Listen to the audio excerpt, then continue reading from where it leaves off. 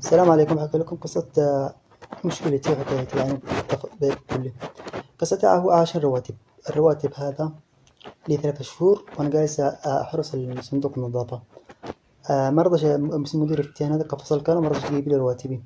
أتكلم مع عيال عمي ما حدا راضي يرد عند بابنا، غلط كل ربعة علشان يتكلموا الناس.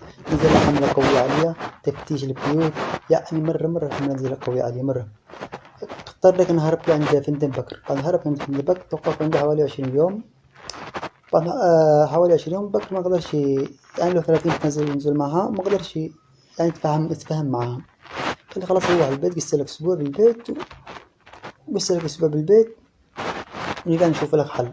قص لك أسبوع بالبيت لا حل ولا شيء. قلنا بسرعة عند محمد سعيد قاسم ابن عمي، بسرعة عنده اتكلمت معه بهذه القضية. قال لي هذه البنت افتهان مدير افتهان، نجمة بالدولة. يا